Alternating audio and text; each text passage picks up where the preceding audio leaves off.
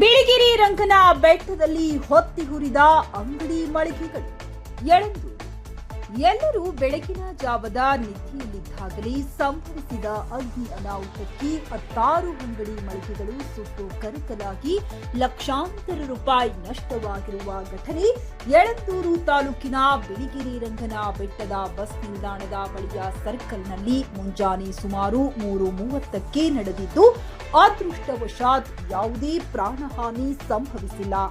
ಬಿಳಿಗಿರಿ ರಂಗನ ಬೆಟ್ಟದ ಸರ್ಕಲ್ನಲ್ಲಿ ಅಂಗಡಿ ಮುಂಗಟ್ಟುಗಳು, ಜ್ಯೂಸ್ ಸೆಂಟರ್, ಟೀ ಅಂಗಡಿ, ಬಜ್ಜಿ ಬೋಂಡಾ ಅಂಗಡಿ ಹೀಗೆ 16 ವ್ಯಾಪಾರ ಮಳಿಗೆಗಳಿದ್ದು ಸಮೀಪದಲ್ಲಿಯೇ ಪಶುಸಂಗೋಪನಾ ಇಲಾಖೆಯ ಕಚೇರಿ ಹಾಗೂ ಸ್ವಲ್ಪ ದೂರದಲ್ಲಿ ಬಸ್ ನಿಲ್ದಾಣವೂ ಇದೆ. ಹೀಗಾಗಿ ವ್ಯಾಪಾರ ವಹಿವಾಟುಗಳು ಈ ಸರ್ಕಲ್ನಲ್ಲಿ ಜೋರಾಗಿ ನಡೆಯುತ್ತಿದ್ದು ವ್ಯಾಪಾರಸ್ಥರು ಇದೇ ಅಂಗಡಿ ಮಳಿಗೆಗಳಿಂದ ಬದುಕು ಕಟ್ಟಿಕೊಂಡಿದ್ದಾರೆ. ಬೆಳಗಿನ 3:30ರ ಸಮಯದಲ್ಲಿ ಇಲ್ಲಿ ಕಾಣಿಸಿಕೊಂಡ ಬೆಂಕಿ ಒಮ್ಮೆಲೆ ಹತ್ತಿ ಉರಿಯಲಾರಂಭಿಸಿತು. ಇದ್ದಕ್ಕಿದ್ದಂತೆ ದಟ್ಟ ಹೊಗೆ ಹಾಗೂ ಬೆಂಕಿಯ ಜ್ವಾಲೆಯನ್ನ ಕಂಡ ಸ್ಥಳೀಯರು ಬೆಚ್ಚಿ ಬಿದ್ದಿದ್ದು ಕೂಡಲೇ ಅಗ್ನಿಶಾಮಕ ಠಾಣೆಗೆ ಮಾಹಿತಿ ನೀಡುವ ಕೆಲಸ ಮಾಡಿದ್ದಾರೆ.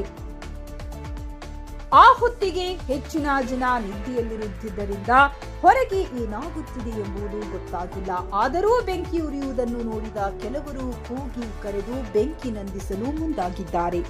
ಆದರೆ ಅಷ್ಟರಲ್ಲಿ ಬೆಂಕಿಯ ಕೆನ್ನಾಲಿಗೆ ಎಲ್ಲೆಡೆ ಚಾಚಿದ್ದರಿಂದ ಅಂಗಡಿ ಮುಂಗಟ್ಟುಗಳು ಸಂಪೂರ್ಣ ಸುಟ್ಟು ಕರಕಲಾಗಿದೆ. ಅಗ್ನಿಶಾಮಕ ಸಿಬ್ಬಂದಿ ಸ್ಥಳಕ್ಕೆ ತಲುಪುವ ಹೊತ್ತಿಗೆ ಅಂಗಡಿ ಮಳಿಗೆ ಮತ್ತು ಅಲ್ಲಿದ್ದ ಪದಾರ್ಥಗಳು ಸುಟ್ಟು ಭಸ್ಮವಾಗಿದ್ದವು. ಸದ್ಯ ಸ್ಥಳದಲ್ಲಿ ನೀರವ ಮೌನ ಆವರಿಸಿದ್ದು ತಂಪು ಪಾನೀಯ, ಟೀ, ಕಾಫಿ, ಬಜ್ಜಿ, ಬೋಂಡಾ ಮಾರಾಟ ಮಾಡುತ್ತಿದ್ದ ವ್ಯಾಪಾರಿಗಳು ತಮ್ಮ ಅಂಗಡಿಯದರೊಳಗಿದ್ದ ವಸ್ತುಗಳು, ಹಣ ಎಲ್ಲವನ್ನೂ ಕಳೆದುಕೊಂಡು ಕಣ್ಣೀರಿಡುತ್ತಿದ್ದಾರೆ.